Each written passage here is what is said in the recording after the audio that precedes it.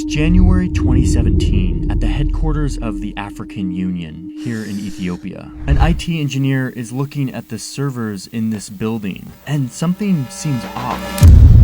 The engineer notices that often in the middle of the night, these servers are connecting to some server in Shanghai and uploading emails and audio files.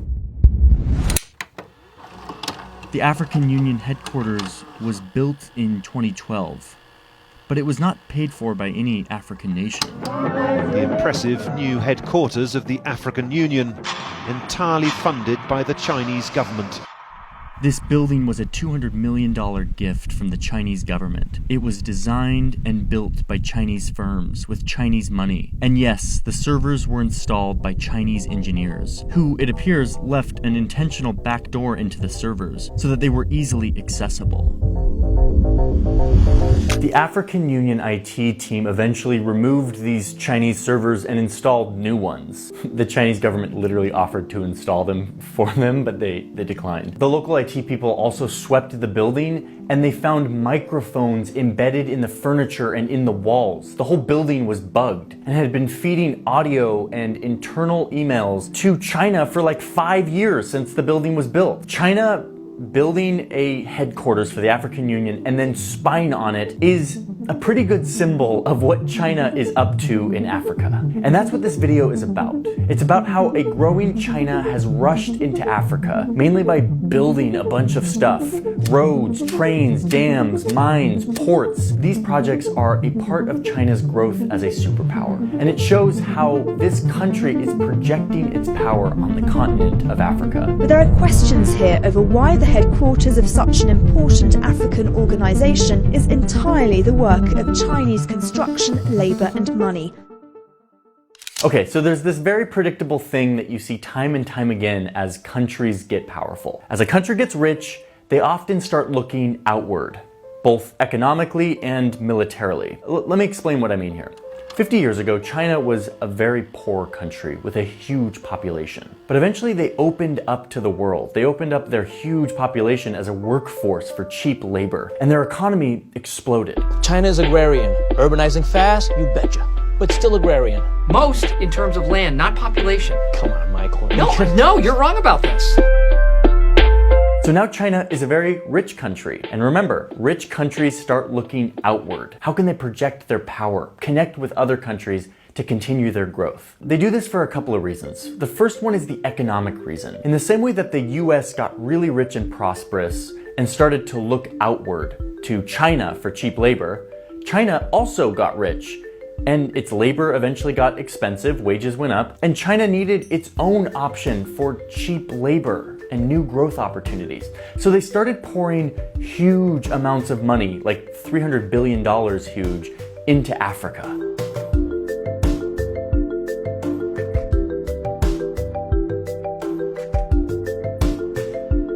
Okay, so that's the economic reason. China grows really fast, their growth is slowing down, so they need to invest in emerging economies, is what the economists will call it. Economies that haven't developed very quickly yet, but that with a little bit of investment could start to grow. Untapped markets. But the economic explanation is only half the story here. In China, economics and government power are not very separate. So to understand what China is really up to, you have to understand the geopolitical motives. And to do that, we gotta look at a map. Here are all the countries that China has projects in. And yes, I've just highlighted every single country on the African continent. I mean, besides this one down here, this little tiny country of Swaziland, they're the one holdout on all of this. These projects range from transportation projects like roads and trains, to energy like oil and dams, to real estate projects like housing developments, and then mining for things like copper. You have everything from a shoe factory in Ethiopia to a $6 billion Chinese-financed dam in Nigeria, to a massive suspension bridge in Mozambique, the longest in Africa.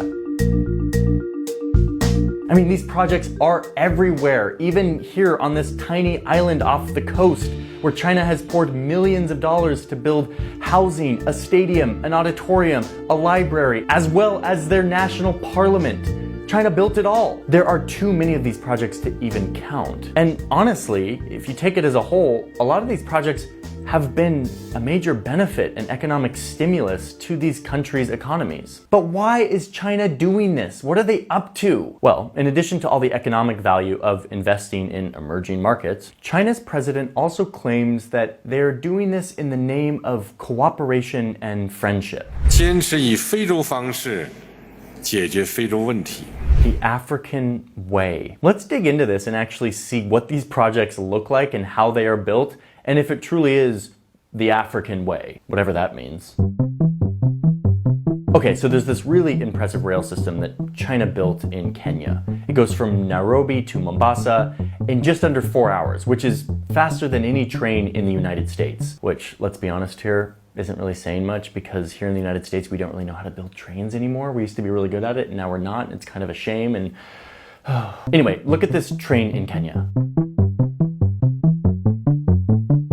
This railway system was a $3.6 billion project, the most expensive infrastructure project since Kenya's independence. And it was mostly entirely paid for by a giant loan from China's state-run bank. So it was financed by China, designed by Chinese engineers, and then built by Chinese construction firms that sent Chinese workers to hire locals and manage the project. And now it's a Chinese company that actually runs the thing. If you ride this train, you're gonna see all of the safety announcements and all of the documentation in Chinese, in Mandarin. It is very clear who financed and built this thing. It looks like China just parachuted in and plopped this thing down in Kenya. And now Kenya has billions of dollars of debt that they have to pay back to China eventually. In fact, 72% of all of Kenya's debt is owed to China. And this railway was meant to reduce congestion on the highway that runs parallel to it, but it hasn't done that. In fact, this railway cuts right through like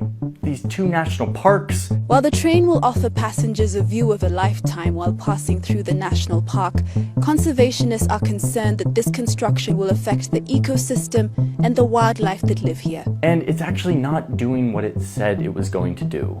So yes, Kenya has this big shiny railway, but it wasn't really solving African issues in the African way. Meanwhile, the Chinese construction workers who came to build this thing were caught treating the local workers very poorly, making them sit at separate tables during meal breaks, punishing them when they didn't complete deadlines or take out the garbage on time. That mixed with the fact that some of these Chinese workers were taking bribes as a part of a huge corruption scheme with this railway. And it's clear that this project wasn't actually about supporting the local environment. It just left Kenya with a giant pile of debt and a big shiny railway. But listen, that's not always the case. There are tons of these projects and some of them are truly helping the locals, like this big, beautiful, shiny road here in Lesotho. This used to be a rough gravel road, and it is now a beautiful, shiny road that is helping the locals move around in their country. So it's definitely a mixed bag. And listen, I get it. China, you want to give a $5 billion loan to Nigeria to build a dam because Nigeria has 200 million people, many of them young, and you want to help them become a booming economy so that you can get in on some of that growth. Oh, and you love the fact that you don't have to adhere to any environmental standards while you're doing these projects, which I know you love, China. I know it. That's the business rationale. We're looking for new economies to invest in and be a part of their growth. But if you look a level deeper, you won't just see a bunch of investment projects. You'll see a bunch of free gifts from China. And I'm intrigued by especially the political ones. Like when China shows up and builds a new parliament building, which they've done for 7 countries in Africa. Or when China offers $32 million free dollars to build the new headquarters for ECOWAS, which is basically the economic union in Western Africa. They do this for free. We will build you a new headquarters.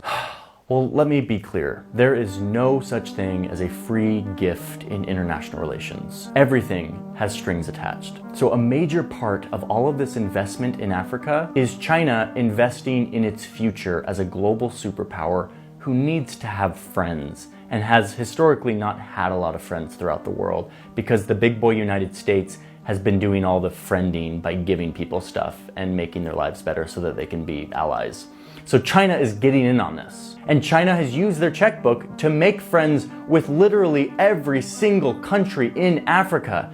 Of course, besides Swaziland, the teeny little country in the south that has been the one country that has held out on all of this. In funneling all of this money into these countries, China has been able to get all of these countries, besides Swaziland, to not recognize Taiwan anymore and to support China instead. The TLDR on that is that you can't support Taiwan and China because they both think that they're China, so you have to support one or the other, and so China has been getting everyone to denounce Taiwan and say that they support China. That's a whole other thing. I'm making videos about that. Suffice it to say that China has been using its checkbook to get all of these people to be their friends. It's sort of like the rich kid in middle school who like brings you an MP3 player because he wants you to be his friend, and you're like, sweet, if you give me your MP3 player, I'll be your friend. I grew up in the early 2000s. In my middle school, there were MP3 players, so sorry for the throwback.